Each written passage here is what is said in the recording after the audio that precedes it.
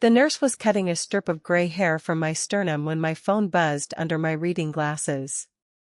It was 6:17 on a Tuesday morning, and I had been awake since 4, not because of nerves. I told myself it wasn't nerves, but because the hospital kept the hallway lights on all night at a brightness that seemed designed to prevent anyone from mistaking rest for permission to stop worrying. The alert on the screen read, Harbor View Suites Singapore, $6,140, pending. I read it twice, the way you reread a lab result that doesn't match the sample. Then I opened the banking app itself, in case the notification had glitched, the way notifications sometimes did on the ancient phone my daughter kept threatening to replace for me. The charge was still there, sitting on my personal travel card, the one I kept locked in a drawer unless I was actually traveling, which I had not done in 14 months. I had not left Oregon. I had barely left this building in 2 days. Everything all right, Mrs. Calloway? The nurse's name was Renata Cruz, and she had the unhurried competence of someone who had learned, a long time ago, that panic was contagious and she intended to be immune. Someone's using my card in Singapore, I said. She paused with the razor half lifted. Is that somewhere you have people? My son is there. On vacation, with his wife's family. I set the phone face down on the blanket, which did nothing to change what was on the screen, but it felt like closing a door on a room I wasn't ready to enter yet. I'll deal with it after. After surgery, or after this appointment? After, I said, which answered neither question, and she let it go, because she had a job to do and so, in theory, did I. Mine was to survive the next 2 hours, and then the operation itself. I had been telling myself that for 3 days, ever since Dr. Osei had looked at my angiogram and used the words triple vessel in the tone doctors use when they are trying to sound calm on your behalf so you don't have to work as hard at it yourself. I called the number under my son's name. It rang 5 times before he picked up, and when he did, there was music behind him, steel drums, or something meant to sound like steel drums, the kind of music hotels play near a pool to convince guests that leisure is a purchasable good. Mom. Hi. It's almost 9 at night here, is everything, there's a charge on my card. $6,140. Harbor View Suites. The music didn't stop, but his voice did, for a second, and in that second I heard ice against glass, the particular clink of a drink being set down by someone who wants both hands free. Okay, he said. Okay, don't report it. That's us. It's a deposit thing. Explain. The Anand's reservation got flagged because Raj's card triggered some kind of fraud hold from his bank back home, and the front desk said if we didn't have a working card on file in the next hour they'd release the suite to the wait list, and yours was still saved from when I used it for the Sacramento trip in the spring, and I authorized it. I was going to tell you tomorrow. I'll pay it back the second we land. You used my card without asking me. While I am in a hospital preparing for open-heart surgery. I know how it sounds. His voice had the careful, coaxing pitch he'd used since he was 9 years old and wanted something he already knew the answer to. But Raj has business contacts here, Mom, real ones, and if the front desk had turned us away in front of them it would have been humiliating for everyone, including you, honestly, because it would have looked like we couldn't afford to be here. I don't care how it looked. You're not using the card right now anyway. I looked at the ceiling tile above my bed, which had a faint water stain shaped like Florida. That was my judgment to make. Not yours. I made a call. It's one hotel bill. Don't turn it into a whole thing before you go into surgery. I am having my chest opened in less than 2 hours, Derek.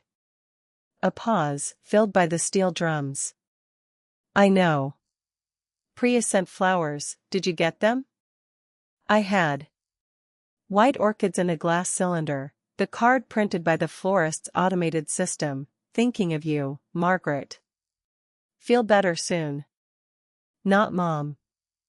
The delivery slip had spelled our last name Calloway, with an A, as if I were a golf course. Are you coming home? I asked, before the surgery?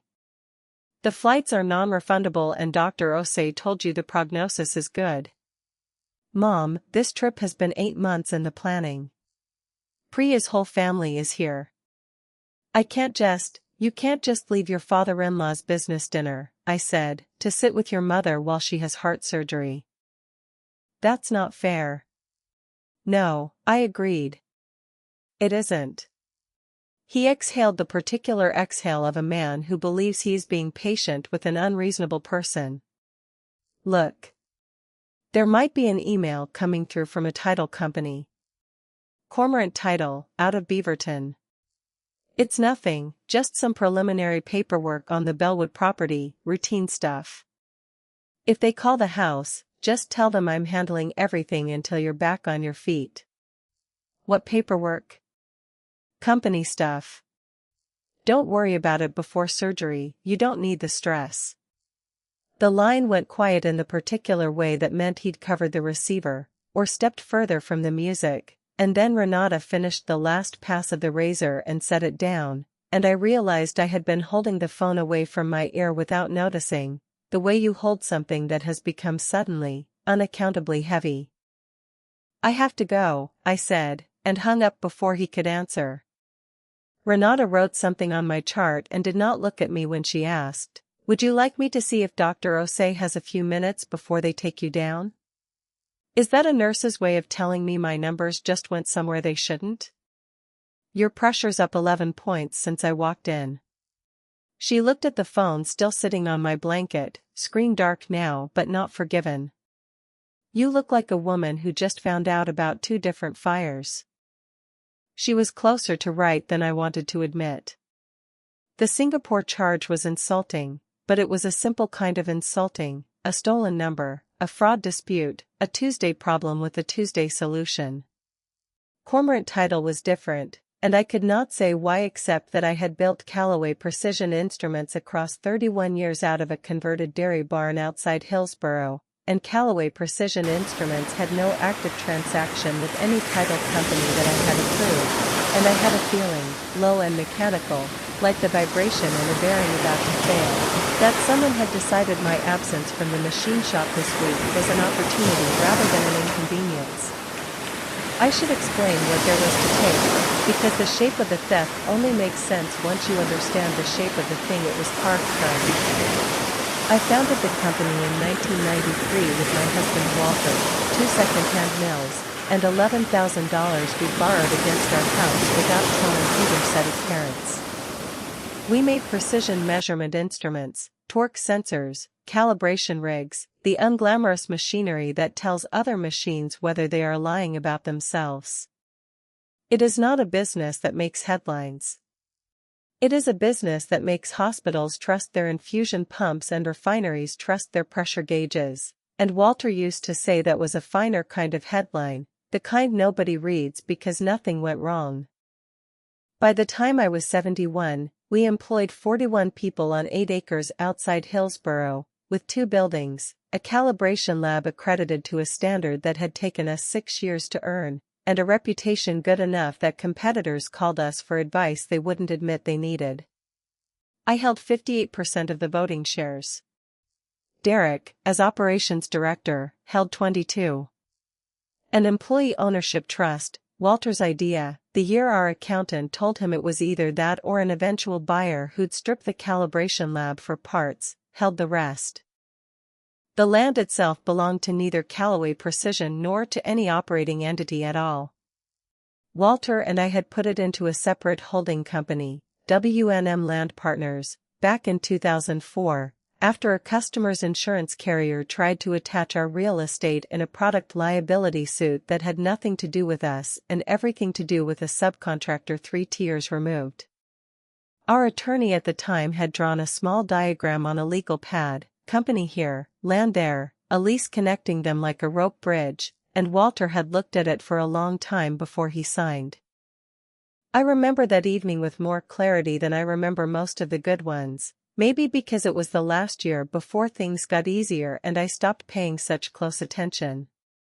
We sat at the kitchen table with the diagram between us and a pot of coffee going cold, and Walter said, "This isn't about protecting money from the world, Maggie. It's about protecting the work from any one person's bad decade. A company can have a bad decade. The land shouldn't go down with it." "Even our decade?" I'd asked, half joking. "Especially our decade," he said, and meant it, and I hadn't understood until years later that he was already thinking about Derek, not with suspicion, nothing so specific, but with the plain caution of a man who had watched other founders' children inherit control faster than they inherited judgment, and wanted a structure in the ground before that particular storm arrived, whether it ever did or not. Derek was 19 that year, working summers on the shop floor, and he signed nothing and knew almost nothing about the mechanics of it. What he knew, what I made sure he knew, over and over, at every family dinner and every holiday and every proud recitation of the company's growth to whichever relative would listen, was that the business and the land were not the same thing, and that the business, someday, if he earned the board's confidence, might be his to lead. I used the word lead deliberately, for years, the way you use a fence to mark a property line you intend to keep marking. I did not use the word own, not about the land, not once, and I believed, foolishly, I understand now, that a boundary spoken clearly and often enough does not also need to be written into a will with the force of a deadbolt. Walter died 6 years before the Singapore charge, a heart attack in the calibration lab on a Thursday afternoon, quick enough that I have never decided whether to be grateful for that mercy or furious at being cheated of a goodbye. I kept his chair at the head of the kitchen table for longer than made any sense. I kept his handwriting on the whiteboard in the old office until a contractor painted over it during a renovation, and I found I couldn't be angry at the man, because he hadn't known, and how could anyone have known that a supply order in blue marker was load-bearing? I want to be honest about Derek before I tell you what he did, because it would be easy, and false, to make him a villain from the first page. He was not. At 26, 3 years into working full-time at the company, he redesigned our calibration scheduling system after watching 2 technicians nearly recertify the same rig twice in 1 week because of a paper tracking error that had embarrassed us with a hospital client. He built the fix himself, on nights and weekends, using software he'd taught himself from library books because we couldn't afford a consultant that year. It saved us an estimated 400 technician hours annually and, more importantly, it saved us a client we could not afford to lose. He never asked for a bonus. He asked, shyly, whether he could present it at the next board meeting himself, and I remember the particular pride of watching my son stand at the head of a conference table and explain, in plain unshowy language, a problem and its solution, the way Walter used to. At 31, he closed our largest single account in company history, a regional hospital network worth, at the time, nearly 11% of our annual revenue, after 8 months of unglamorous relationship building that involved, among other things, driving 4 hours each way to sit in a procurement office and answer the same questions 3 different committees asked in 3 different ways. When the contract signed, he called me from the parking lot, and his voice cracked on the number, and I sat in my kitchen and cried a little myself, quietly, so he wouldn't hear it and think I doubted he could have done it without me. I tell you this not to excuse what came later, but because I think the excusing and the truth-telling are different projects, and a story that only shows the villain's villainy isn't actually a true story. Derek was, for a long stretch of years, a genuinely good operations director, sharper than I had been at his age, more patient with our aging equipment than I had patience for, and beloved, I want to stress this, by technicians who had no reason to flatter him and every reason, if he'd been cruel or careless, to complain to me privately, as employees eventually do about anyone undeserving. Something changed after he married Priya Anand. Not immediately, and not, I think, because of Priya herself, who I liked, in the guarded way you like someone whose family you don't yet trust. It changed the way rust changes a fitting, slowly, from the inside, in a place you can't inspect without taking the whole assembly apart, until the day it fails under a load it should have handled easily. I did not take the assembly apart in time. That is my failure, and I have made my peace with owning it, though making peace with a failure and being spared its consequences are, I have learned, entirely different processes. The last clear image I had before anesthesia was the operating room light, a broad white disc that reminded me, absurdly, of the inspection lamp we'd used in the original barn, the one Walter rigged from a chicken coop fixture because we couldn't afford the real thing. Count backward from 10, the anesthesiologist said, and I made it to 6. I woke on Thursday. There was a tube taped uncomfortably against my cheek, a pressure in my chest like a stone laid carefully but permanently onto a garden bed, and a confusion thick enough that for several minutes I could not have told you whether Walter was alive and simply late, or dead and simply absent, which are not the same category of fact but felt, in that fog, indistinguishable. I remember Renata's voice saying, "You're safe, Mrs. Calloway, surgery went well," and a hand, mine, I think, though it did not feel like mine, closing around the rail of the bed. By Saturday morning I could sit upright in a chair for 20 minutes before my chest reminded me, with a kind of patient cruelty, that it had recently been reorganized. Renata brought my phone from the hospital safe after confirming my identity twice, which I appreciated more than I let on. I had asked, before surgery, that nothing be released to anyone but me, and someone had honored that, and small honored requests feel enormous when you are recovering from having your ribs spread apart. There were 31 messages waiting. 6 were from employees. B. Sorensen, our controller, had written that the shop was stable and I should focus entirely on healing. My neighbor Hank Delacroix offered to keep watering the raised beds Walter had built along the back fence, the ones I still grew tomatoes in every June out of what I privately suspected was stubbornness dressed up as tradition. My granddaughter Maya, 16, had sent a single red heart and the words "Love you Grandma, get better." I looked at that one for a long time. Derek had sent 3 messages. "Surgery went fine per Dr. Osei, rest up." Then, "Please don't dispute the hotel charge yet, it'll create a mess." Then, an hour later, "If anything comes from Cormorant, forward it to me, don't open it, time sensitive." I called the card company before I called anyone else, which tells you, I think, something about the order my instincts were operating in: the money first, the family second, though the two would not stay separate for long. A fraud specialist named Denise confirmed the card was locked in a hospital safe in Hillsborough and had not left my possession, and reviewed the Singapore charge. It had been made through a mobile wallet token linked to a phone number ending in 3287. "Do you recognize that number?" she asked. I did. It was Derek's. The token, she told me, had been created 4 months earlier.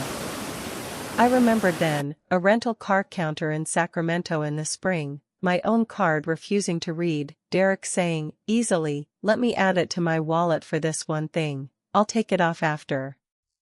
The bank texted a verification code to my phone. I read the code aloud, watched him tap his phone against the reader, and never asked to see him remove the card afterward. It had been one car, one weekend, one small convenience between a mother and a son who had never given me a reason to audit a promise that simple. He had never taken it off. There were 2 smaller attempts after the resort charge, Denise said. $1, from a service called DocuVerify Global. Both declined once we locked the account. I thanked her and asked her to open a fraud claim. Then I sat with the second alarm, quieter than the first, but somehow colder, because DocuVerify was not a hotel amenity. It was the kind of service that authenticates a signature. I called B. She answered on the first ring, which meant she'd been waiting for the call, which meant she already knew something I didn't. "Margaret. You should not be doing business calls 2 days post-op. Good morning to you as well. What is Cormorant Title doing with our name?" The silence on her end had weight to it. B and I had worked together for 19 years. When she paused, it meant she was deciding how much truth a person recovering from surgery could reasonably absorb. On Monday, she finally said, Derek requested the property survey, the environmental report, the current cap table, the equipment lien schedule, and a copy of our keyman insurance policy. He told the file clerk you'd pre-approved preliminary due diligence for a strategic partnership discussion. I approved nothing. I refused the property records. I gave him only the public-facing product catalog.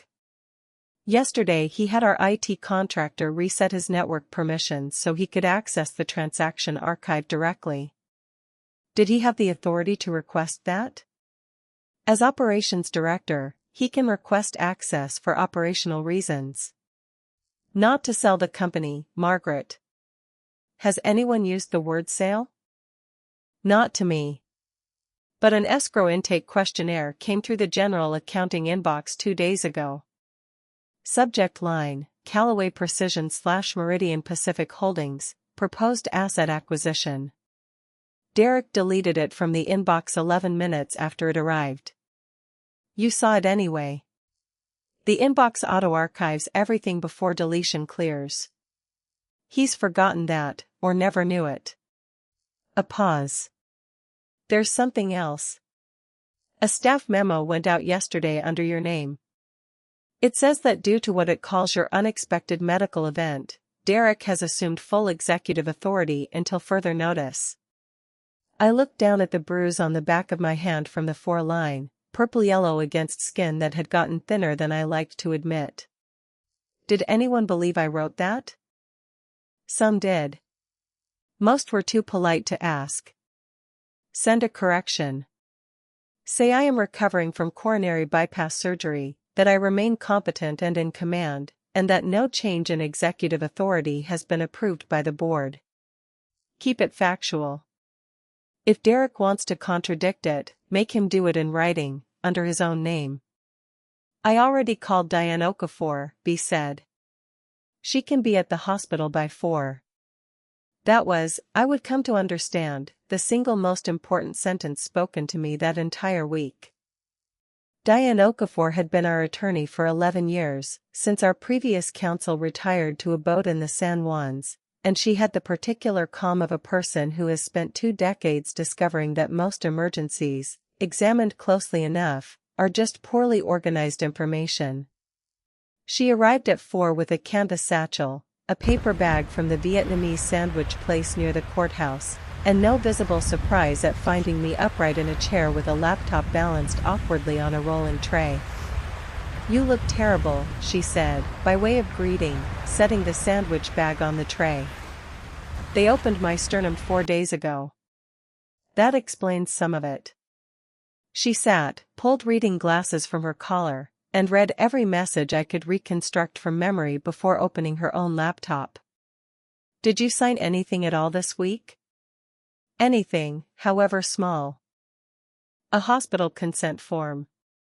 An insurance authorization. Nothing for the company. Does Derek have access to a scanned image of your signature? I thought about it. Every officer's signature is on file for annual reports, bank letters, vendor certifications. It wouldn't be hard to find. Does he have an image of your passport? I remembered a trip to Vancouver 2 years earlier that Derek had booked on my behalf, and how he'd asked me to text him a photo of the passport page for his records. I had done it without thinking, the way you hand a spare key to a person you've decided, permanently and without further review, to trust. Probably, I said. Diane took off her glasses, which I would learn was her version of a period at the end of a sentence. Then we assume, until the evidence tells us otherwise, that he has what he needs to imitate your authorization on paper. First, we get an independent capacity evaluation, not because I doubt you for 1 second, but because he has already put the subject of your capacity into a memo. If we don't establish the record ourselves, someone else will write that record for us, and it will not be flattering. Second, we notify every institution that could plausibly receive a document bearing your name, the bank, the title company, the board, that you have granted no transactional authority to anyone. Third, we preserve records before anyone has the chance to tidy them up. Can we stop a sale that hasn't happened yet? If the facts are what you've described, yes. The more urgent question is what your son has already told other people is true. She opened the sandwich bag and handed me a small container of broth the nurses wouldn't let me eat until it cooled, which felt, in that moment, like the kindest and most practical thing anyone had done for me all week. Don't call him back tonight. If he calls you, you can answer, but don't argue the facts and don't accuse him of anything. Let him talk. People say a remarkable amount when they still believe they're the one in control of the room.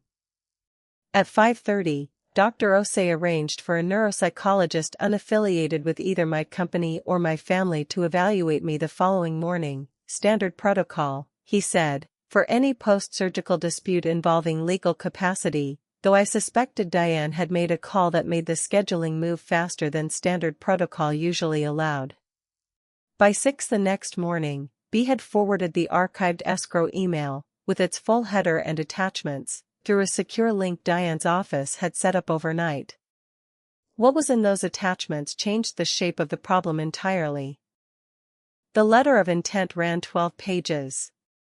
It proposed the acquisition of Callaway Precision's operating assets by Meridian Pacific Holdings, a Singapore-based infrastructure investment fund, at a valuation of $16.4 million. It listed Derek as controlling executive and authorized representative of all voting interests. It included the 8-acre Hillsborough property that belonged to W&M Land Partners, not to the company at all, as part of the transaction.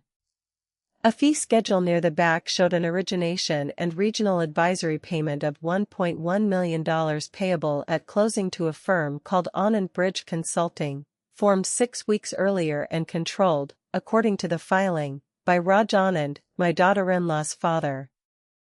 At the bottom of the letter of intent, above a printed name, was an electronic signature that looked unmistakably like mine.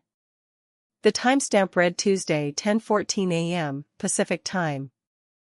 At 10:14 on Tuesday morning, according to the anesthesia record Dr. Osei released after I signed a patient authorization, I was under continuous general anesthesia, connected to a cardiopulmonary bypass machine, with my sternum retracted and a surgical team working inside my open chest.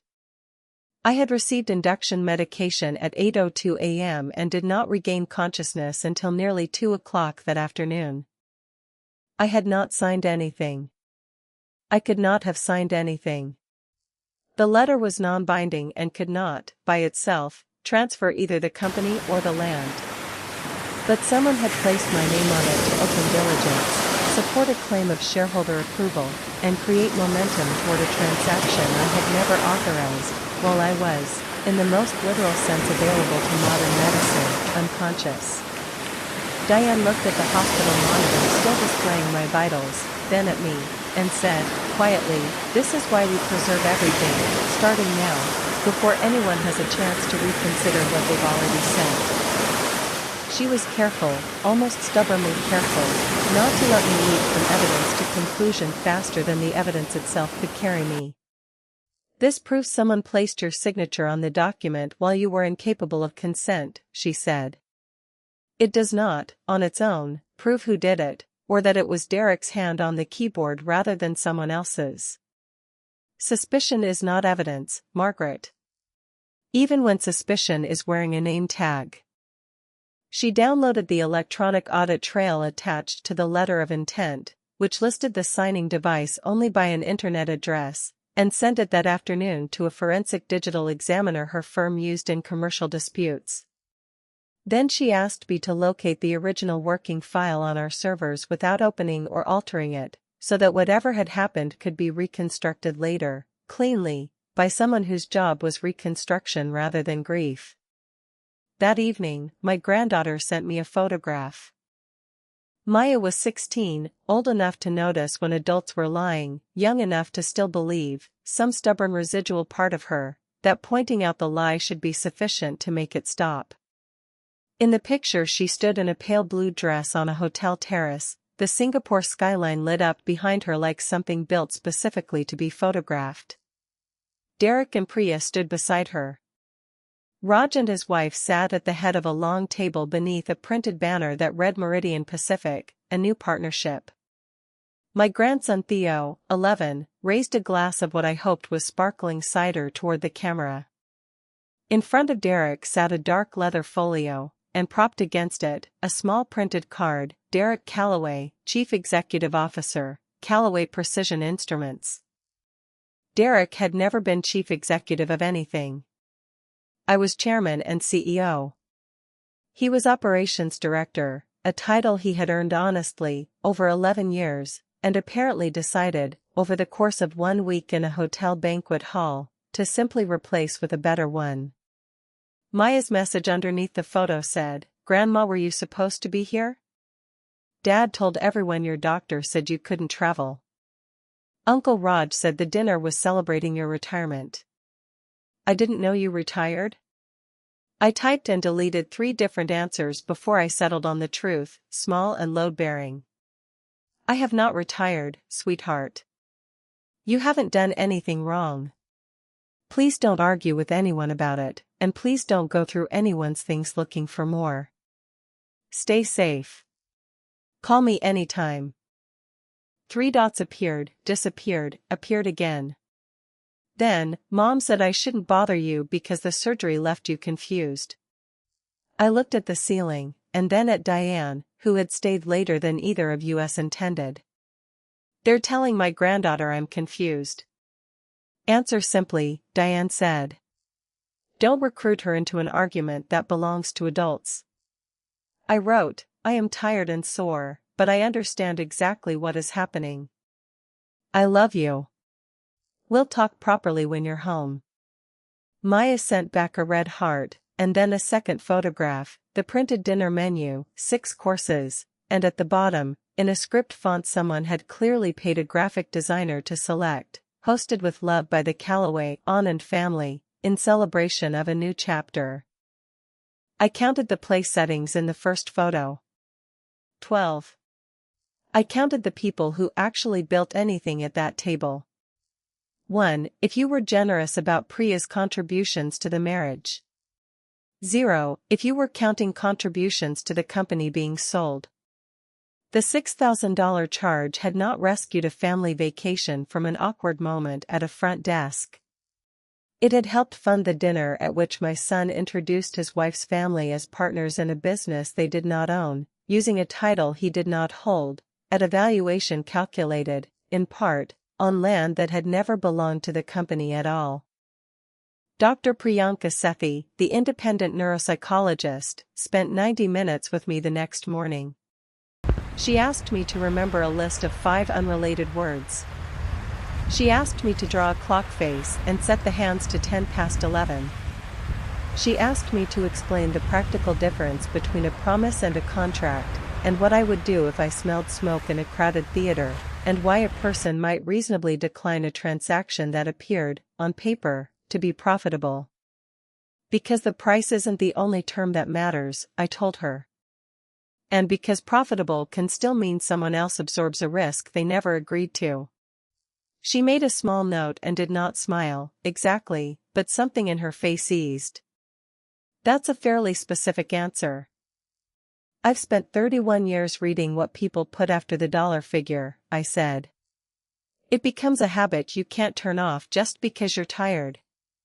Her preliminary finding, dictated into my chart before she left the room, was unambiguous: no evidence of cognitive impairment, expected post-surgical fatigue and medication effects, full understanding of my medical and financial circumstances, and, a phrase I would have Diane quote back to more than one lawyer in the weeks that followed, intact and appropriate capacity to make and communicate decisions.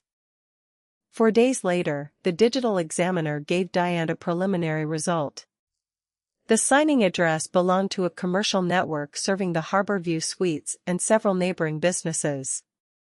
The browser time zone was consistent with Singapore, but the device could not be identified from the portal log alone. It did not prove whose finger had touched the screen or even which room the device had occupied. It narrowed the geography and preserved a lead. It did not solve the case for us. Diane called Cormorant Title on speakerphone with B and me both listening in. The senior escrow officer, a woman named Alicia Farrow, sounded genuinely alarmed before Diane had finished her second sentence. "We haven't accepted any executed conveyance," Alicia said.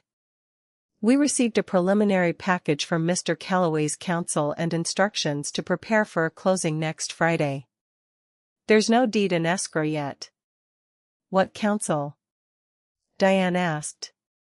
Alicia named a small firm in Beaverton, Whitcomb and Hale, that I recognized, vaguely, as handling mostly commercial real estate closings, not the kind of firm that specialized in fraud, and I felt a brief, unexpected flicker of something like pity for whichever junior partner had been handed this file without being told the whole truth of what they were holding. "Did your office receive any funds?" Diane asked. "A $400,000 good faith deposit from Meridian Pacific. It's sitting in escrow. We were waiting on title confirmation and a shareholder resolution before releasing anything toward the transaction."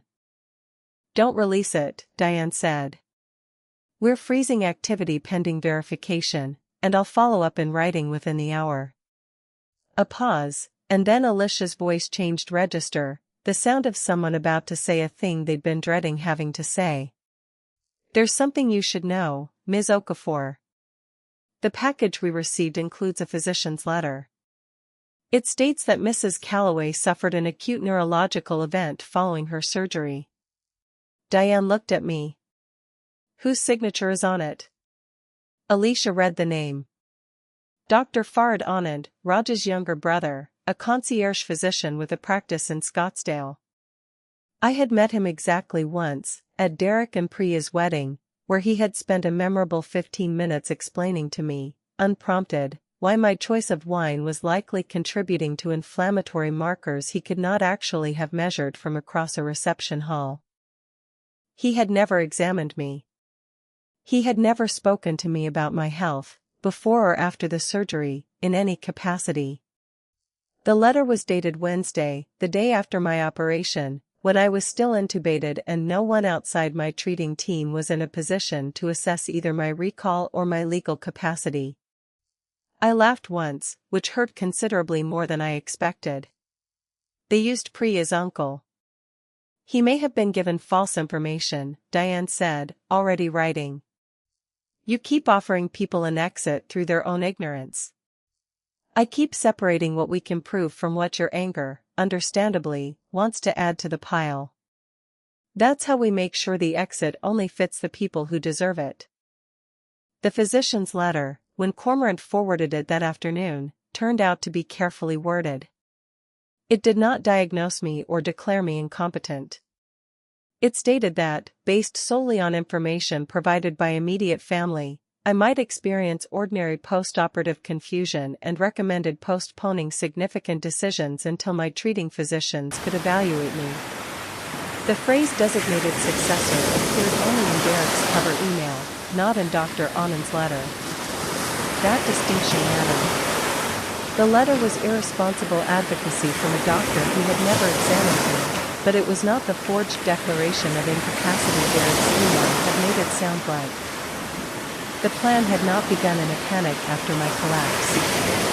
Parts of it had been assembled in advance. Other parts, including the attempt to turn a cautious medical letter into a claim of succession authority, had been improvised once my operation moved. That mixture of planning and panic would prove more dangerous, and less tidy, than either one alone.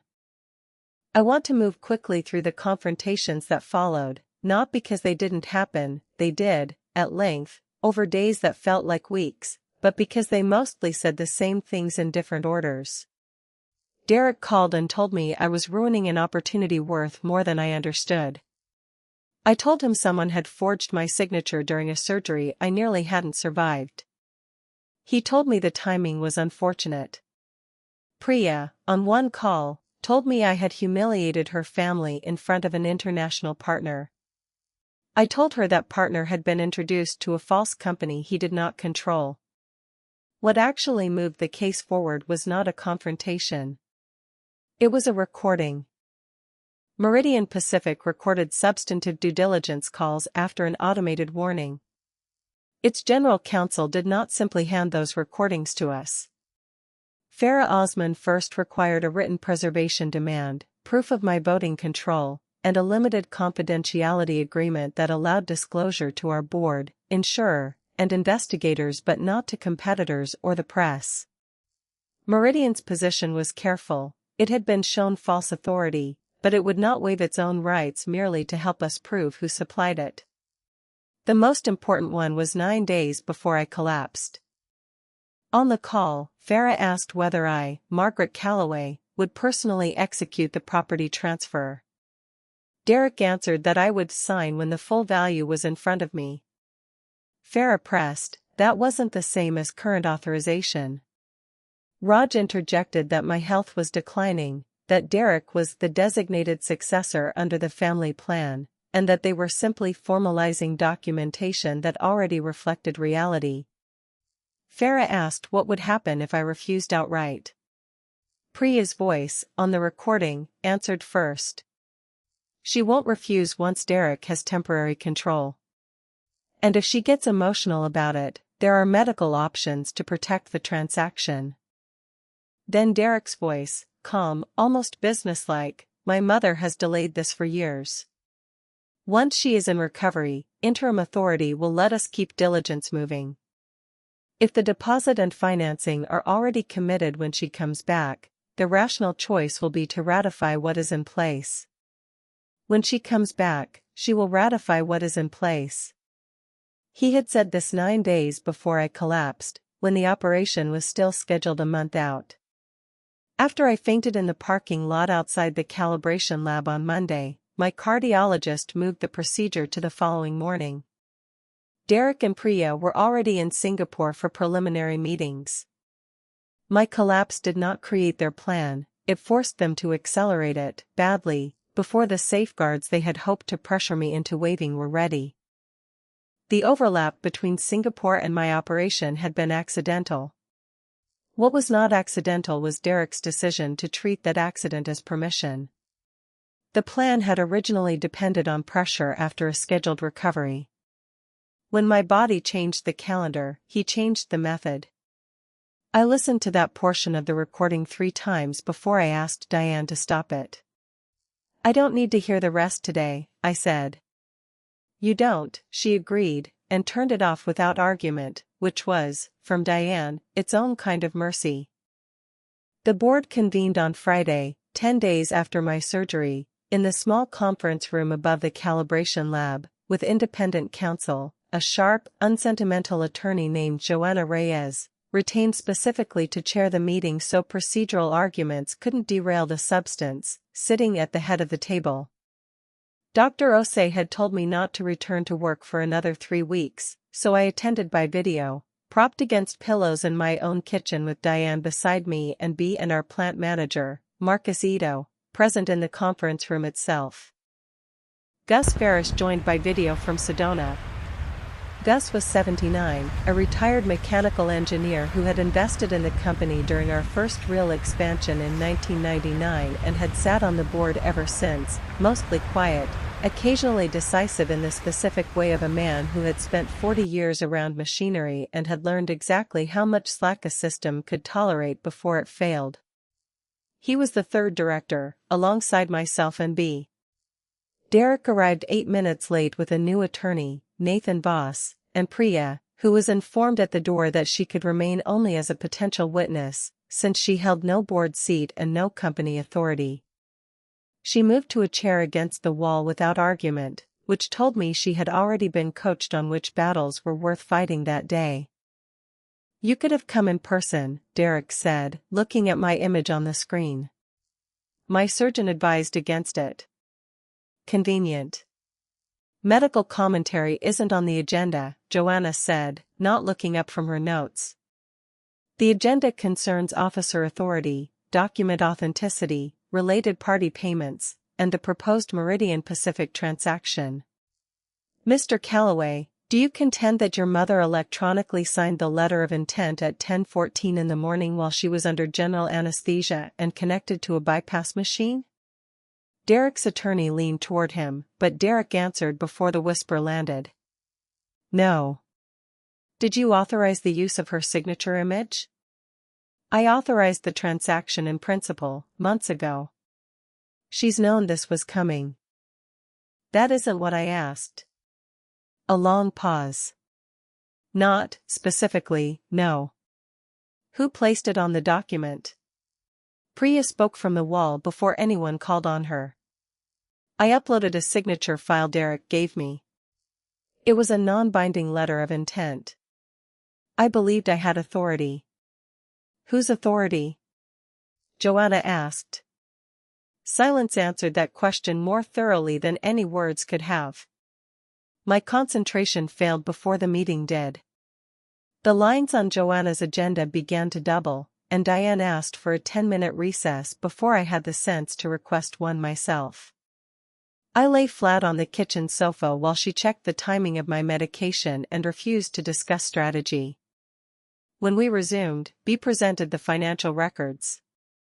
Recovery did not make me incapable, but neither did competence make recovery optional. B presented the fee schedule and the on-and-bridge consulting payments next, $40,000 already disbursed, structured across 4 invoices of under $10,000 each, 3 of them submitted the same week, 2 of them sharing a mailing address that turned out to belong to Raj Anand's home office. Gus, watching from Sedona, asked to see the accompanying work product.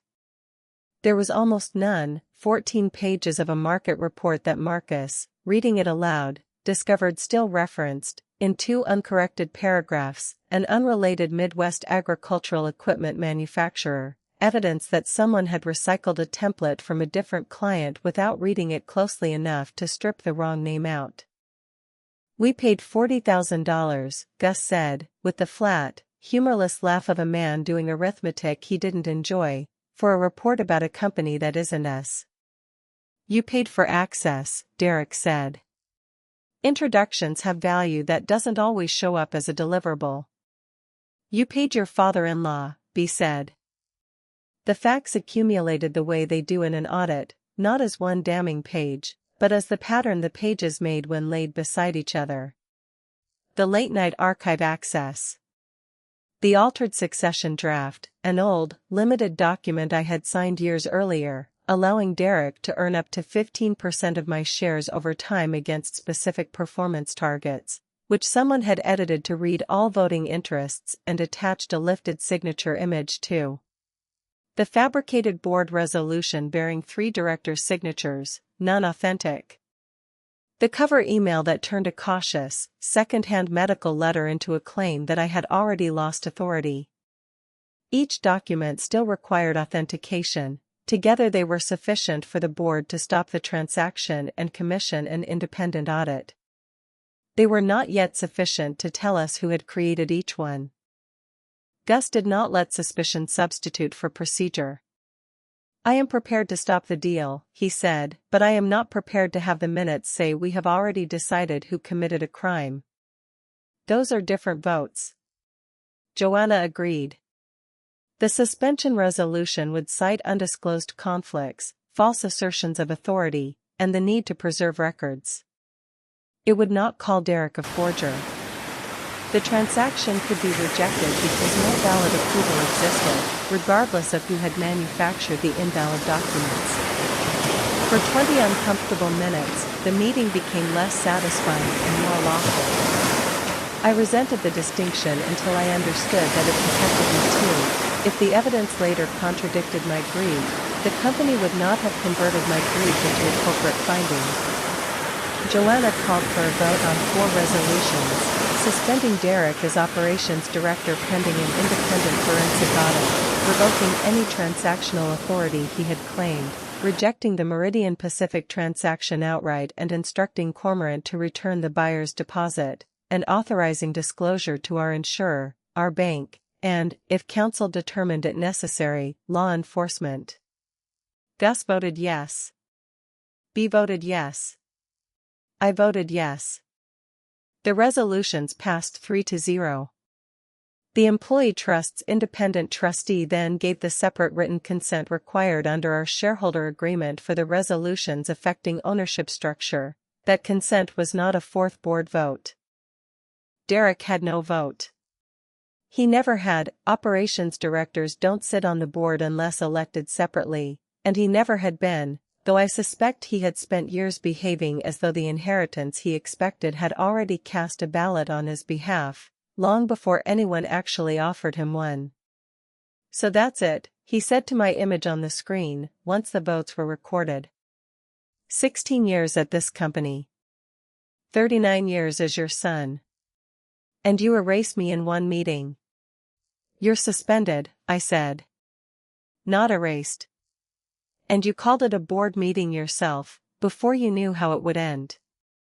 He closed his laptop without another word. Priya followed him out without looking at the camera. I had expected the investigation to end, more or less, with the board's vote. It did not. It was, in fact, only beginning, and this is the part of the story I've come to think of as the slow part, the part with fewer confrontations and more forms, more waiting, more careful people doing careful jobs, which sounds dull until you understand how much it mattered. Cormorant Title's compliance officer, once shown the forged documents, referred the matter to local law enforcement. Our bank stopped the proposed $3.1 million credit line Derek had attempted to arrange against company and W&M Land Partners assets, preserved its application file, and routed the matter through its own fraud and reporting procedures. The bank would not tell us what confidential reports it filed, only that it would respond to lawful requests. Our insurer, once Joanna notified it under our policy's disclosure requirements, referred the altered board resolution to its fraud unit as well. Detective Carla Ruiz interviewed me at Diane's office 6 weeks after the surgery. She was younger than I expected, with the unhurried, note-taking patience of someone who had learned that grief and outrage tended to muddy a timeline, and her job was to keep the timeline clean. Did you ever authorize your son to sign your name to any document? No. Did you ever tell him he would inherit your shares? I told him I hoped he would lead the company one day, if he earned the board's trust and if we completed a formal succession plan together. I never told him the land was part of any inheritance discussion. I told him, more than once, explicitly, that it wasn't. Could he reasonably have believed he already controlled the shares he claimed? He received a shareholder statement every quarter of his adult working life. It listed 22%. Every year.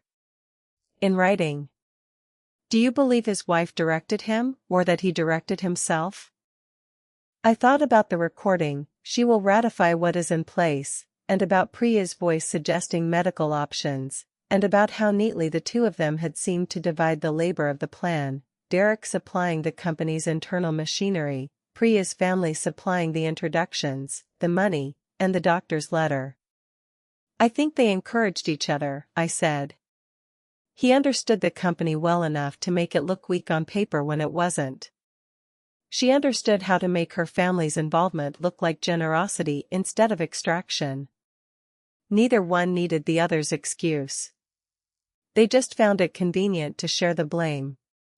Detective Ruiz didn't write that part down verbatim, but she nodded in the particular way of someone filing an observation under a heading other than evidence, and moved on to the next question. Over the following weeks, the picture widened further than I had braced for. Raj Anand's most recent commercial development project, it emerged, had collapsed the previous year, leaving him with a personal loan of $740,000 coming due 3 weeks after the Meridian closing had been scheduled, a debt secured against his own house. The $1.1 million advisory fee would have covered it with room to spare, with enough left, according to a message later produced in Discovery, to give Priya and her brother $75,000 each. Priya had known about her father's deadline. A message from her to Derek, recovered from the same server, read, once Callaway closes, Dad's safe and you finally get what your mother's been holding back. Derek's reply, she'll forgive the process once she sees the number. That sentence stayed with me longer than almost anything else in the file.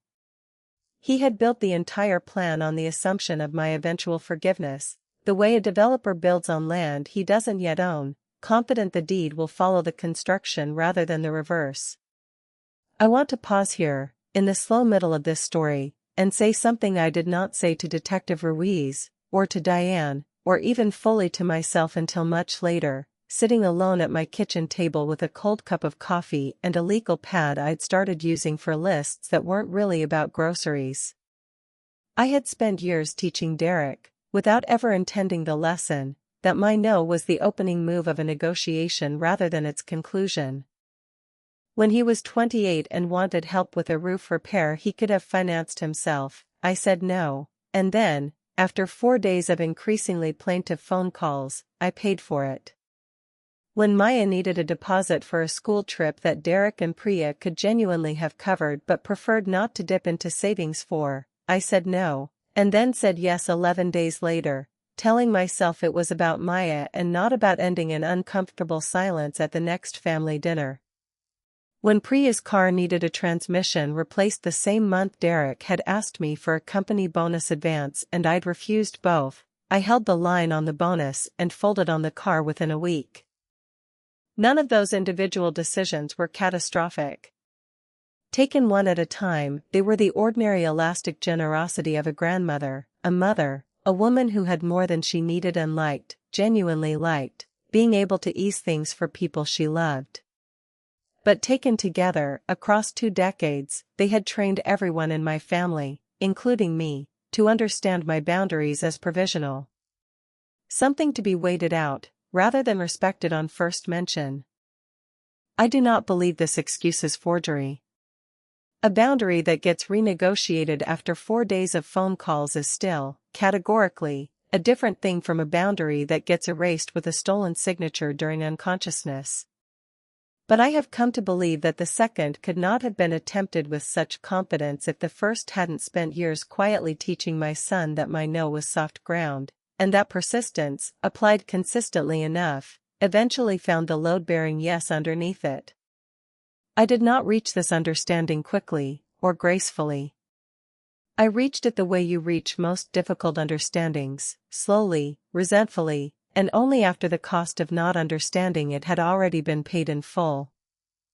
Derek and Priya arrived at my house unannounced, 11 days after the board meeting, headlights sweeping the kitchen wall at 8:40 in the evening. Their rental car, the company vehicle had been returned after his suspension, sat crooked in my driveway, and Derek came through the side door using the entry code I had not yet thought to change. That told me, more clearly than anything else that week, how much unlearning still had to happen on both sides of this relationship, starting with me. Derek looked tanned and hollowed out at the same time. When he saw the walker parked near the table and the pillow I still carried against my chest for coughing, something in his face went soft and young for exactly 1 second, the face of the boy who had cried, once, after breaking his wrist at 12 and being more frightened of my reaction than of the injury itself. "You look smaller," he said.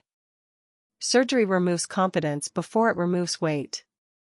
Priya set a leather document folder on the table without being asked to sit. "We came straight from Nathan's office. We need to fix this before Meridian withdraws entirely." No one had asked whether I needed water. I noted that, filed it, and said nothing. "The buyer's board meets Monday," Derek said. "If you confirm the letter of intent is issued, we can salvage the timeline." "It's non-binding," I said. "And someone put my signature on it while I was on a Heartline machine. You've given verbal approval. I gave you nothing. Ask your wife what she uploaded, and when, and at whose direction." Priya's arms folded. The document portal required a signature file to open the diligence phase. "Derek told me you'd approved it in principle. I used an existing image." At 10:14 in the morning, I said, while I was under anesthesia. For the first time, Priya's reversed precision faltered. She looked at Derek, actually looked at him, searching, and I understood, watching that look, that she had not known the exact time. She had known enough to act, and not enough to ask the one question that would have stopped her. Derek struck the table with the flat of his hand, not hard, but hard enough to rattle the sugar bowl Walter had bought at a farmer's market 30 years earlier. Stop talking to us like we're strangers in a deposition. You are the ones who brought lawyers, escrow agents, and a fabricated physician's letter into this house before I did, I said. I'm the one still asking a single, simple question. Who placed my signature on that document? He didn't answer. Priya did, quietly, looking at the table rather than at either of us. The resort charge was supposed to be repaid out of the advisory fee. No one stole from you. You plan to repay unauthorized spending on my card, I said, using money from a sale I never agreed to. That isn't repayment. That's laundering a debt through a bigger theft. She opened her mouth, then closed it. Leave, I said. Both of you. Diane will handle anything related to the company from here. You brought Diane into this, Derek said, before you brought me back into it. You brought Meridian Pacific, Cormorant Title, your father-in-law, and a doctor from Scottsdale into it, I said. I brought a lawyer. That is not remotely the same order of magnitude, and some part of you knows that. At the door, Priya turned back once. Whatever happens to this company, Maya will remember that you chose punishment over family. I did not answer. It was not a strategy, exactly, though it would come to function like one. It was the plain fact that I had spent years believing every accusation deserved an immediate, well-constructed response, as though a good enough sentence could talk another person into honesty. I was beginning to understand that some doorways lead into rooms where the floor has already been removed, and the wiser choice is simply not to walk in after the person who fell. The next morning, I changed the door code. It took me 13 minutes, mostly because the keypad was mounted lower than I remembered and bending toward it pulled uncomfortably at my healing sternum. Hank stood behind me on the porch, pretending not to notice my hands shaking on the keys. Want me to do it? He offered. No. That question just cost you 6 of the 13 minutes. Then I've got 7 minutes of ownership left in me, he said, and stayed anyway until the light on the panel blinked green, and left a container of soup in my refrigerator on his way out without another word about it. Quiet care, I was learning, sounded different from the expensive kind. It usually sounded like a gate latching, or a lid closing softly on a pot left simmering on a stove that no one needed thanked for staying lit. The forensic audit took 6 weeks.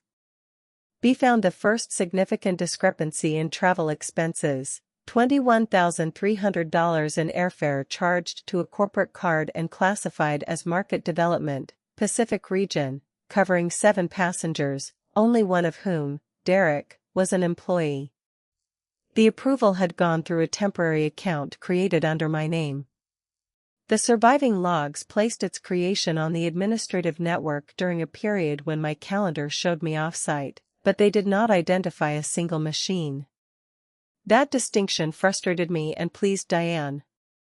An audit was supposed to report what the records proved, not what everyone in the room already suspected. There was also $31,900 in legal and document processing fees paid to Whitcomb and Hale before that firm withdrew, the $40,000 already noted to Anand Bridge Consulting, and a further $18,600 in executive vehicle allowance payments that had been financing the lease on Raj Anand's SUV.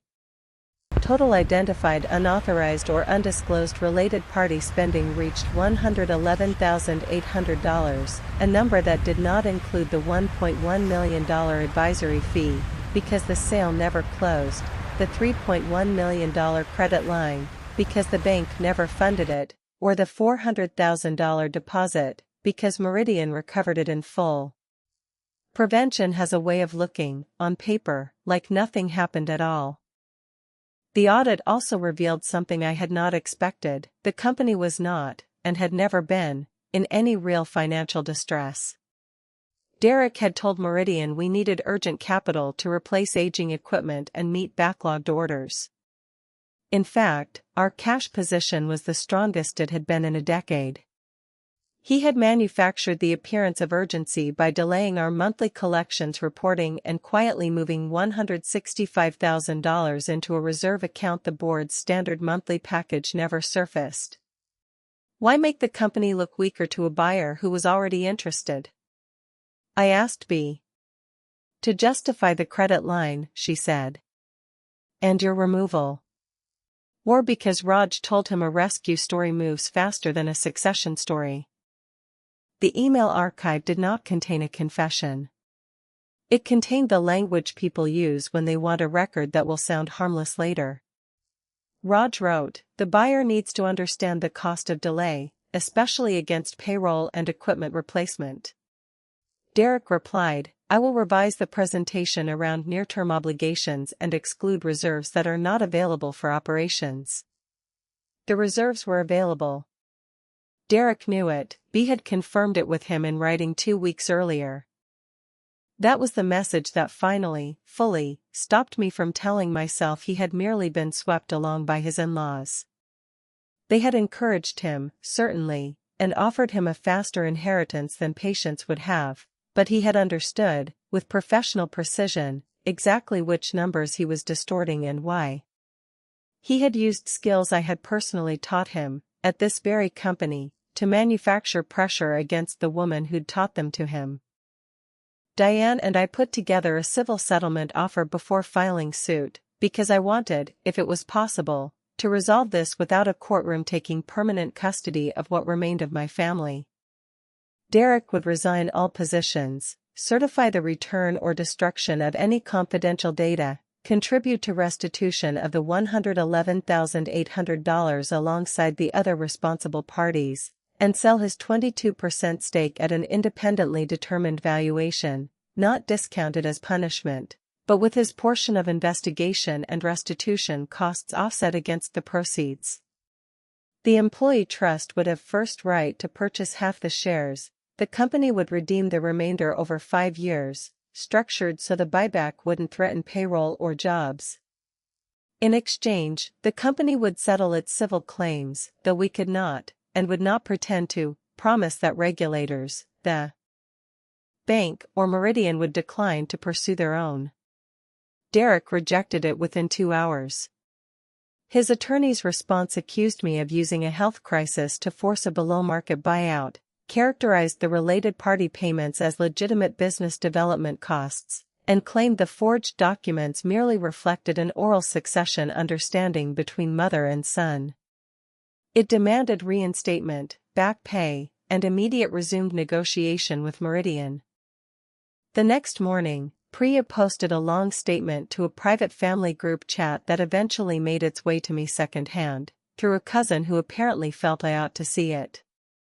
She wrote that Derek had devoted his life to a company that had never fully trusted him, that I had stranded her parents financially in a foreign country over what she called a minor hotel charge, and that I had manipulated Maya into spying on her own family.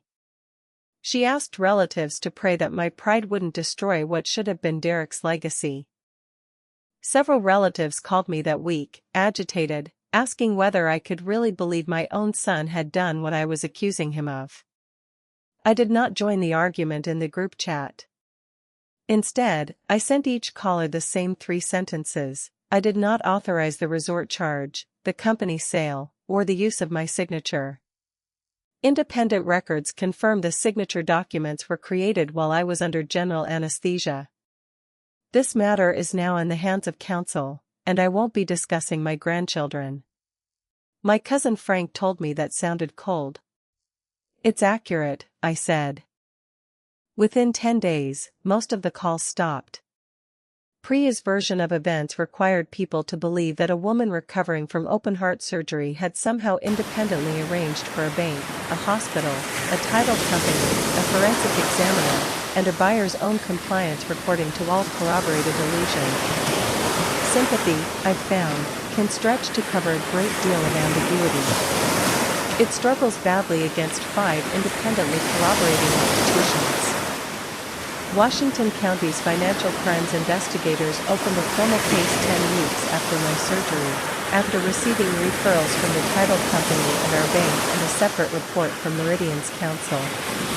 Detective Louise's follow-up interviews were, if anything, less dramatic than the confrontations I'd already lived through: dates, permissions, ownership percentages, and timelines, cross-referenced against records Diane's office had preserved.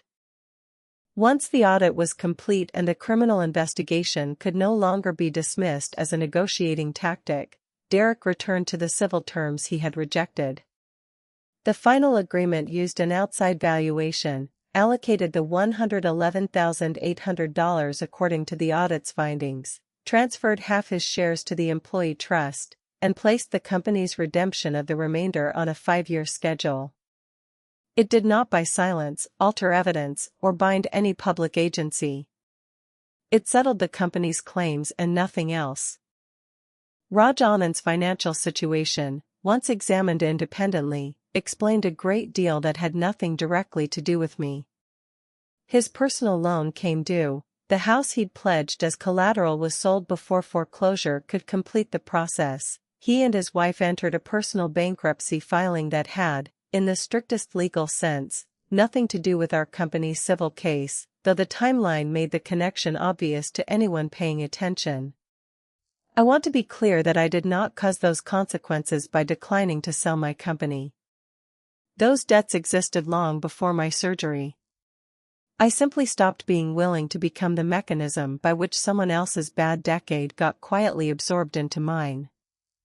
Priya settled the company's civil claim separately from Derek, repaying $52,000 from her own savings, surrendering every copy of company records in her possession, and admitting, in a signed statement, to uploading the forged signature file without authorization, though she maintained, and I came, eventually, to half believe, that she genuinely thought Derek had obtained my approval.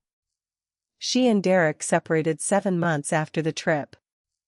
I never asked Maya or Theo for details about the marriage itself. Children should not be made into press secretaries for their parents' failures.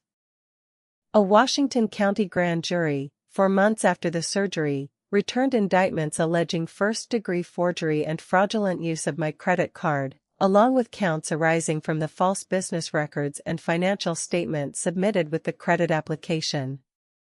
The indictment was an accusation, not a verdict, and the precise liability of Derek, Priya, and Raj differed according to who had created, supplied, or knowingly used each document. There were no cameras, no dramatic arrest in a boardroom. Each defendant appeared with counsel under the same fluorescent lights as everyone else on the docket that morning. Raj insisted on a trial until the court ruled that the properly authenticated Meridian recording could be used against him. He pleaded guilty shortly afterward to forgery and issuing a false financial statement. His role creating the consulting entity, his prior financial misconduct uncovered during the investigation, and his refusal to accept responsibility until the eve of trial contributed to a custodial sentence. I learned the exact length from a 2-paragraph item in the local business paper and did not keep the clipping. Priya pleaded guilty to a reduced forgery count, received probation, community service, and a restitution schedule, and lost the bookkeeping certification she had used to market a small side business.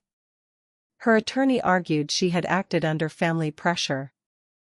The prosecutor answered that pressure did not place the signature file in the portal, she had. Derek pleaded guilty to fraudulent use of my credit card and first-degree forgery under a negotiated disposition that dismissed the remaining counts but required admissions covering the false corporate records and credit application. His cooperation, lack of any prior record, restitution, and the company's civil settlement all mattered to sentencing. So did the planning shown by the recorded call and his decision to accelerate the scheme once my operation moved. I submitted a victim statement, but I did not ask the court for a specific number of months or years. I wrote that Derek had been, across most of his adult life, a genuinely capable and loving son, that he had built real things at our company that I still respected, and that none of that fact erased what he had chosen to do with the trust he had spent decades accumulating and 1 week deciding to spend. I wrote about waking from surgery to discover that the temporary weakness of my body had been entered, deliberately, into someone else's calendar. I asked the court to weigh both truths honestly, rather than discard one to make the other easier to sentence. The judge read part of my statement aloud before sentencing. She said that family trust might explain how access is granted, but it could never excuse how access gets used. Derek received 10 months of home confinement, followed by supervised probation, a bar on serving in any fiduciary role during that period, and mandatory completion of a court-approved financial ethics program. At the end of the hearing, he turned toward me before his attorney let him out. Home confinement meant he left through the front doors, not in restraints. He still looked, I thought, more frightened than I had ever seen him. I nodded once. He nodded back. That was the entire exchange, and it was, somehow, exactly enough for that day. The 6 months after Derek's departure were less dramatic than outsiders imagined and considerably harder than I'd let myself expect. He had, for all his failures, managed real relationships, customers called him directly, vendors trusted his forecasts without needing them double-checked. 2 supervisors had built entire workflows around his particular style of quick decision-making. Removing the wrongdoing did not automatically restore the competence it had displaced. Marquesito stepped up as interim operations director. B took a formal board seat. We built a succession committee that included the employee trust's representative and 2 outside advisors with no personal stake in any particular family outcome. Every officer's authority, going forward, was written down, bounded, and reviewed annually, a level of formality I had resisted for years, telling myself that trust made such procedures unnecessary among people who loved each other. I understand now that I had that backward. Good procedures don't exist because you distrust the people around you. They exist to protect trustworthy people from being wrongly suspected, and to close the door on the rare dishonest person before trust becomes the very tool of the theft. Related party vendors now required board disclosure regardless of dollar amount. Electronic signatures on any transaction above a modest threshold required live, verified confirmation. No single employee, regardless of title, could both alter administrative access and approve a payment within the same system. 3 outside buyers expressed interest in the company once word of the failed Meridian deal circulated quietly through the industry, one of them offering more than Meridian had. I did not decline them out of sentiment for a barn Walter and I had converted into a machine shop 31 years earlier. I declined because the board and the employee trust, together, concluded independently that remaining a standalone company produced better long-term outcomes for the people actually doing the work. And for the first time in the company's history, that particular decision did not rest on my judgment alone, which felt, more than I expected it to, like relief rather than loss. At the trust's first annual meeting after the restructuring, held in the break room with folding chairs and a slightly crooked projector screen, a machinist named Louis Ferreira raised his hand during the Q&A. Mrs. Calloway. Are we supposed to feel like you gave us something? The room went quiet. No, I said. The trust is buying these shares, and taking on real risk to do it. You should feel responsible for understanding exactly what you own, not grateful for having been handed it. You could have sold for more, probably. Probably, I agreed. I didn't, because the highest offer isn't always the best transaction. And because I finally learned that succession isn't a sentence you get to say to one person, once, and consider finished. It's a process everyone affected ought to be able to see happening, in real time, with real numbers. Marcus added that no one in the room was required to call the company a family. Families ask for loyalty without explaining the books, he said. This is a workplace. Contracts, pay, real responsibilities. If we happen to care about each other too, good. But the caring doesn't replace the governance. We had that sentence added, almost verbatim, to our new employee orientation packet the following month. I revised my estate plan roughly a year after the surgery, which attracted more unsolicited commentary than the sale of the company ever had. Cousins who had never once read our shareholder agreement warned me sternly against punishing Derek from beyond the grave. Pre his remaining family assumed, without asking, that I intended to disinherit him entirely. Derek himself never asked, which I chose to interpret, cautiously, as a small piece of progress. Diane and I spent 3 long mornings going through every asset, every obligation, every promise I had ever made or implied. The old will, drafted while Walter was still alive and Derek still seemed destined to run the company outright, left most of my estate to him, with smaller education trusts for Maya and Theo. Under that old plan, if I died, Derek could regain, through simple inheritance, much of the influence the board had lawfully and deliberately taken from him. Do you want to disinherit him? Diane asked, glasses off, which meant she wanted a real answer, not a performance of one. No. Why not? Because I'm not rewriting this document to stage one last ambush from beyond the grave. He is still my son. He will receive something clearly defined. Not control disguised as grief. We built a fixed trust for Derek that could never hold voting shares in the company and could never serve as collateral against any future business debt of his, modest, scheduled distributions over time, offset first against any remaining restitution he owed.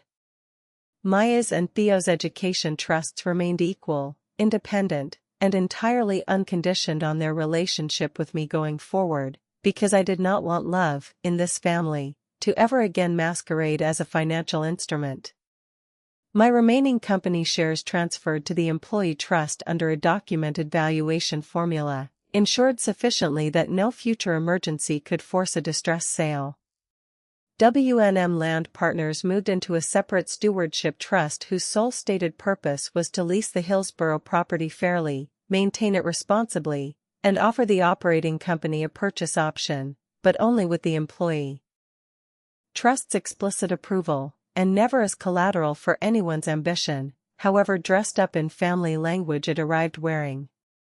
This is considerably more complicated than simply leaving everything to your son, Diane observed, reading through the final draft.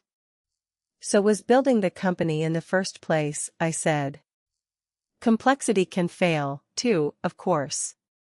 So we require independent review every 5 years. I'm not trying to control this company for a century from a headstone. I'm trying to give the people actually doing the work enough time to decide, on their own, without some family member showing up with an old promise in hand and calling it a deed. When the documents were complete, I invited Derek to Diane's office and told him, in general terms, how the estate now treated him. I was under no legal obligation to disclose any of it. But secrecy, I had learned that year, tends to feed exactly the kind of resentment it's meant to prevent. He listened without interrupting. So Maya and Theo end up with more than I do. Their trusts are for education and early adulthood. Yours is larger in raw dollar terms, over time. None of you receive any voting control. The employees get the company. They'll have a formal right to purchase additional shares under the formula, going forward. Was this Diane's idea? It's mine, I said. Diane made it more likely to survive contact with reality. What if I change? Genuinely. I hope you do. Then why make it permanent now? Because your recovery, I said, cannot be allowed to depend on eventually receiving the exact thing you tried to take by force.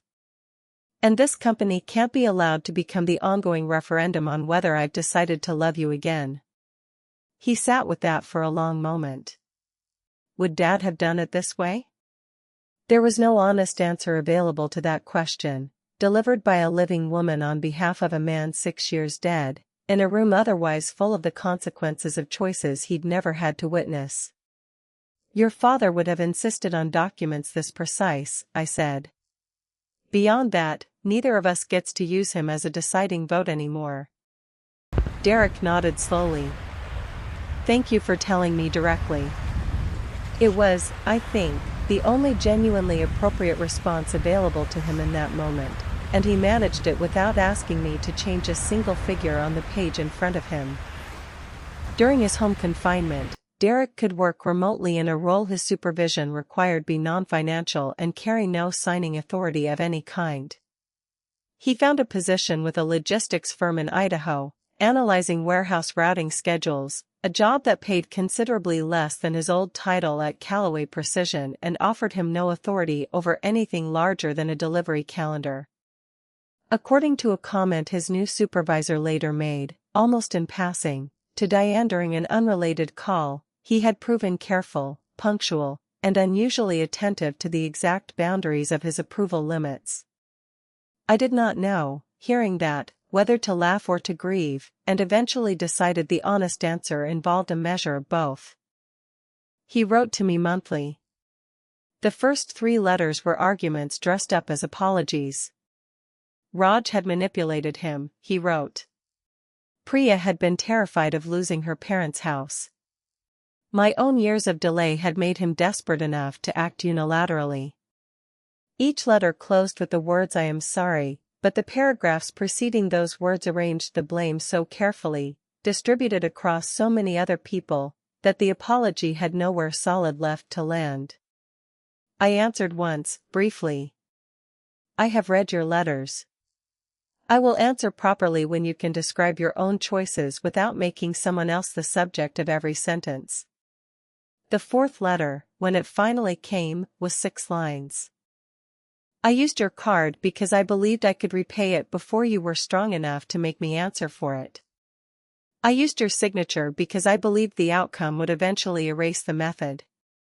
I used your surgery because I knew you'd have said no if you'd been well enough to say it.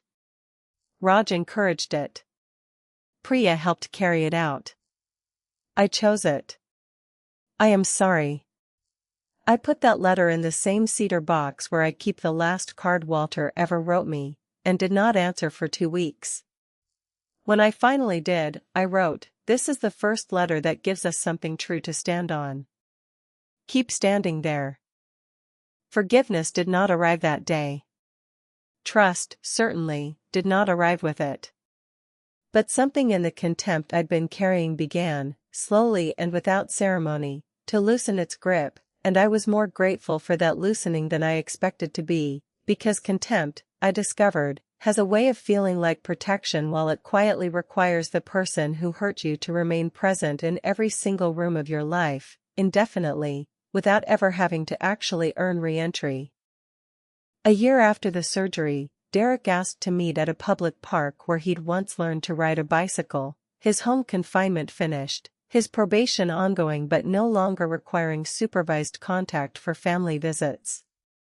I asked Maya's therapist, discreetly, whether the 2 of us being seen together might place any burden on her. The therapist said it would depend entirely on whether we used the meeting to manufacture a reconciliation neither of us had actually earned yet. I promised we wouldn't, and meant it. We sat on a bench near a pond where 2 geese were arguing loudly over a piece of discarded bread. Derek's hair had more gray in it than I remembered from even a year earlier. "How's your heart?" he asked. "More reliable than my knees, these days." B sent the annual report.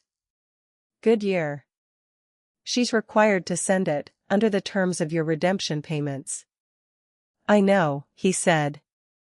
He reached into his jacket and produced a small printed receipt, not my old card, since the bank had permanently retired that account number, but a digital wallet confirmation showing the token linked to his phone had been deleted, dated that same week.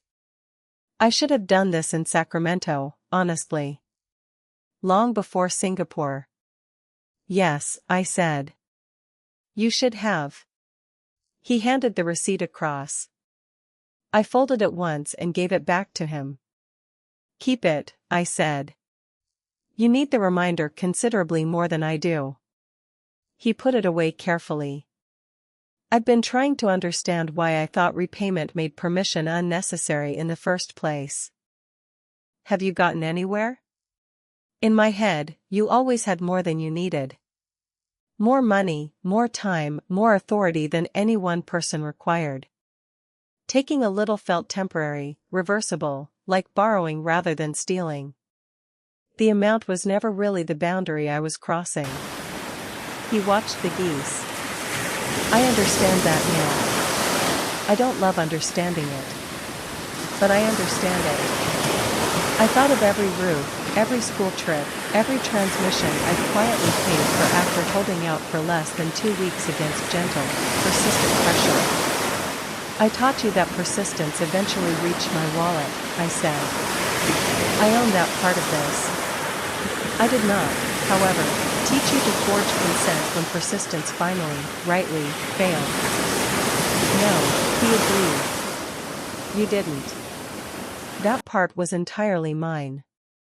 I won't be covering any expenses for you or Priya going forward," I said. "I'll continue birthday gifts for Maya and Theo, and I'll continue contributing to their education trusts exactly as already documented. No emergency loans. No guarantees on anything. No early advances against whatever remains of your inheritance." I wasn't going to ask. "I know. I'm telling you plainly so neither of us has to wonder about it later." He nodded, and did not argue, which was itself a kind of answer I hadn't been sure I'd ever get from him again. "Can I come by the house sometime?" he asked. "Not yet." His face tightened, briefly, but he let it go without pushing. "Can we meet here again, at least? Same time next month?" "Yes." We agreed on the first Saturday of the following month, and left it there, no grand promise, no embrace staged for anyone's benefit, just a date, a place, and a boundary we both, for the first time in longer than I cared to calculate, actually understood the same way. As we stood to leave, Derek said, quietly, "I'm glad you didn't die." It was such a plain sentence that it nearly undid me on the spot. "So am I," I said, and meant it completely, in a way that surprised me with how uncomplicated it felt. I had once believed, in some unexamined corner of myself, that reconciliation meant eventually returning to the exact moment before the harm occurred, that enough time and enough good behavior could restore a relationship to its condition before the break, the way a good technician can sometimes restore a damaged instrument to its original calibration. I understand now that this isn't how any of it actually works. A healed bone still shows the fracture on an X-ray. A rebuilt machine carries a new serial number stamped somewhere on its housing, permanently, whether or not anyone ever looks closely enough to find it. A relationship that survives a genuine betrayal does not, and cannot, become innocent again. It becomes honest instead, or it becomes nothing at all, and I have come to think honest is the harder and considerably better of those two available outcomes. 2 years after the trip to Singapore, Maya graduated from high school. Derek and Priya sat on opposite sides of the auditorium, which told its own quiet story. I sat with Hank and Theo. When Maya crossed the stage, all of us stood at once, without any coordination, simply because none of us could stay seated for it. At the reception afterward, Derek approached with 2 paper cups of lemonade and handed me one. "Bought with my own card this time," he said. It was a modest joke, and an honest one, and I took the cup. Priya found me a few minutes later. We had barely spoken directly since her settlement concluded. "Maya wants one photograph with everyone in it," she said. "Then we should give her that." We stood together under a maple tree at the edge of the lawn, Priya, Theo, Derek, Maya, Hank, and me, for the length of time it takes to take a single photograph. No one in that group pretended the arrangement meant we had all been restored to some earlier, simpler version of ourselves. It meant only that a young woman had finished high school, and that the adults around her could manage to stand still together for 30 seconds without asking her to edit any part of what she'd already seen. Afterward, Priya said quietly, "I blamed you, for a long time, for what happened to my parents. I know. My father made his own choices." "Yes. So did I." "Yes," I said again, and waited, without rescuing her from the silence that followed, because I was no longer certain that rescuing people from their own silences was actually a kindness, rather than simply another version of paying too quickly to make an uncomfortable moment end. "I'm sorry," she finally said. "I believe that you are," I said. It was not forgiveness, not entirely, not yet. It was recognition, offered honestly on both sides, and for that particular afternoon, in that particular light, it turned out to be enough. Maya enrolled that fall in a mechanical engineering program, a choice she made without any encouragement from me, though Derek liked to joke, gently now instead of anxiously, that precision instruments must simply run in the family's blood whether anyone actively cultivated it or not. I funded the amount Walter and I had set aside for her education years earlier, exactly as documented, without adding a single new condition about loyalty, or major, or where she chose to spend her holidays going forward. My own life grew quieter, in ways I had once genuinely feared it might, and came, eventually, to welcome instead. I reduced my time at the company to 2 days a week, and then to 1.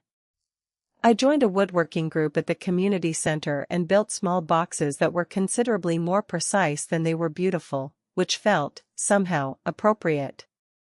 Hank and I walked together most mornings before breakfast. Diane retired from full-time practice but continued, for reasons she never fully explained, to send me invoices priced entirely in tomatoes from my own garden. One autumn evening, I sat alone at the kitchen table with nothing more urgent in front of me than a seed catalog, and Walter's chair stood empty across from me, the way it always had since he died. For years I had treated that chair as evidence that the best part of my life had already ended. That evening, without any particular ceremony, I simply moved it a few inches closer to the window, so the last of the light would catch the fabric properly. My phone buzzed. For one disorienting instant, my body remembered the hospital, the antiseptic smell, the rain against the window, Derek's voice telling me there was nothing I could do about any of it from a hospital bed. The message waiting on the screen was from him. "First Saturday still good for the bench? I'll bring the coffee." I wrote back, 10 o'clock.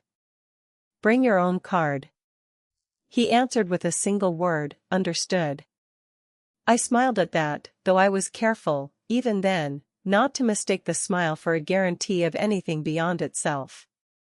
The $6,140 had been returned to my account months earlier. The company remained independent, employee-owned in majority, and, according to every number B showed me, genuinely strong. The 8 acres Walter and I had protected, deliberately, 20 years before either of us could have named the exact danger we were protecting it from, still sat beneath the buildings, holding up every desk, every machine, every person working above it, without requiring a single one of them to applaud the foundation they were standing on. Derek remained my son. He was no longer my successor, my officer, an authorized user on any account I controlled, or the presumed future owner of everything I had spent 31 years building. Those distinctions, I had finally come to understand, did not diminish the love between us. They simply gave that love a shape sturdy enough that it could no longer be quietly signed away, one convenient exception at a time, while I was somewhere too weak, too trusting, or too unconscious to notice. At 73, I had learned something I wish I'd understood decades earlier: peace purchased by surrendering every boundary you hold isn't actually peace at all. It's simply a recurring charge, made by people who have quietly come to expect that the account will always, eventually, stay open for them. I had closed that account. What remained, in its place, was quieter than what came before, slower to build, and, for the first time in longer than I could accurately measure, entirely, unmistakably true.